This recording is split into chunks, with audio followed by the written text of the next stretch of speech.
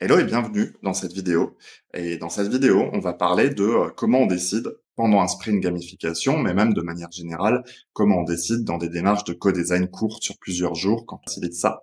Pourquoi c'est un sujet important? En fait, quand on fait du co-design, quand on fait des choses ensemble, avec un rythme assez soutenu, des enjeux élevés, et bien effectivement, on va avoir régulièrement besoin de décider, entre autres pour poser des jalons, pour pouvoir avancer ensuite. Un point important aussi, que si vous l'avez oublié, ça va être compliqué, c'est est-ce que vous avez les bonnes personnes dans la salle? Est-ce que les personnes qui peuvent décider, est-ce que les personnes qui ont le droit de balayer le projet, qui ont le droit de changer une direction complète, est-ce qu'elles sont là dans la salle ou est-ce qu'elles auront au moins bien défini le cadre de ce qu'on allait pouvoir définir et décider avec vous avant? Sinon, il y a un risque énorme que vous fassiez du co-design pendant 2 jours et quelqu'un en 10 minutes vienne balayer ça en disant non, on fera pas ça et l'enlever. Donc ça, c'est un point important. Qui on invite, comment?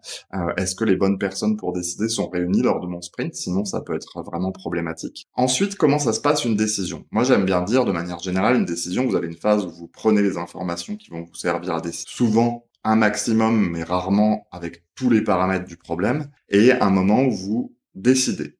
À plusieurs, tout seul, etc. On a 2 grandes familles de façons de décider, je trouve, pendant un sprint de co-design. On a des choses qui vont se baser sur la discussion, le consensus d'arriver à quelque chose, et des techniques qui vont utiliser plus des outils, des choses, des votes, des sondages, pour décider aussi dans un rythme plus rapide. Donc voilà. Sur la discussion, globalement, le sprint, la façon dont sont construits les journées, les exercices préparés avant, c'est un énorme facilitateur de avoir les bonnes discussions qu'il faut avoir. D'ailleurs, j'aime bien dire aussi, par moment, il faut laisser du temps à certaines discussions importantes qui émergent parce que justement, c'est une des valeurs d'un sprint, c'est d'avoir les bonnes discussions dans un temps concentré. Et en fait, une fois que vous avez ces bonnes discussions, souvent sur un petit groupe, etc., il y a des choses qui vont faire consensus. On va se dire, bon, ça, on n'a pas besoin de faire de process de décision compliqué, on est plutôt d'accord. Point de vigilance quand même, faites attention au jeu de pouvoir qu'il peut y avoir dans la salle, aux autorités, au niveau de fatigue, à aller aussi potentiellement par moment,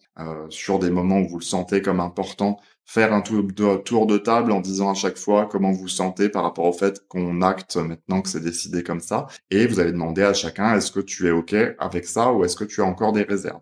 Souvent, en fin de première journée, je propose aussi d'exprimer quelques petites craintes pour le lendemain, par exemple. Ça permet à des gens qui sont plus introvertis ou plus timides d'y aller, ou qui osent pas parce qu'il y a une question d'autorité, d'y aller, de dire moi j'ai peut-être ça, et de le confier à la facilitation, et ça permet aussi. Donc voilà, la discussion souvent, faut pas s'en priver, faut pas, surtout sur des petits groupes de sprint, mais effectivement ça prend du temps, mais et d'un autre côté c'est important aussi.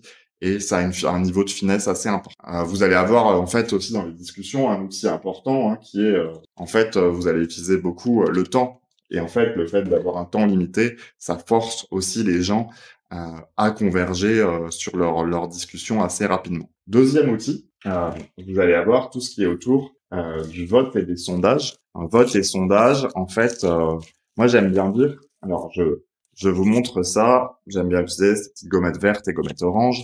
Gommette verte, ça va être, en fait, alors il faut bien à chaque fois définir les idées sur lesquelles on va voter, graphiquement idéalement. Je vous ai parlé du paperboard, de choses comme ça. Voilà, l'idée c'est de bien représenter sur quoi on vote. Et après, chacun vient placer un nombre de gommettes dessus, nombre qui peut être de 4, 5 à peu près. Et j'aime bien que le décideur, potentiellement, le ou les décideurs, à y mettre une gommette orange sur ceux qui décident après avoir vu le faisceau de gommettes. Et c'est un point important, j'aime bien rappeler, même avant que les gens commencent à poser la moindre gommette, c'est pas un vote, on prend l'avis. La plupart du temps, c'est pas un vote, on prend un avis, on demande votre ressenti, on demande vers quoi vous iriez, et après, les décideurs décident et argumentent et disent, parce que parfois, ils vont pas prendre la chose qui aurait eu le plus de points, mais ils vont expliquer pourquoi, avec des infos que peut-être que tout le monde n'a pas, et peut-être aussi un poids hiérarchique, organisationnel que tout le monde n'a pas, ou aussi les faiseurs peuvent aussi avoir plus de poids que ceux qui sont là à titre consultatif, par exemple. Donc voilà, on peut avoir plusieurs façons de fonctionner, mais voilà, j'aime bien dire qu'on c'est plus une prise d'avis, une sollicitation d'avis qu'un consensus. Voilà, donc les gommettes, un très bon outil. Et donc, pour conclure sur cette petite vidéo, effectivement, je vous invite vraiment à expérimenter plusieurs façons de décider, de faire avancer le groupe, mais à prévoir ces temps-là, à parfois vous laisser la liberté de l'outil. Si la discussion n'aboutit pas, vous proposez un outil. Sinon, vous restez plutôt dans de la discussion, à vous procurer des gommettes parce que quand même ça sauve souvent pas mal de choses, et à mettre des timings aussi pour s'assurer que des discussions finissent quand même par converger. Voilà pour quelques astuces sur la prise de décision et sur ce qu'on a pu vivre dans des sprints gamification, et à bientôt pour une nouvelle vidéo. Bye!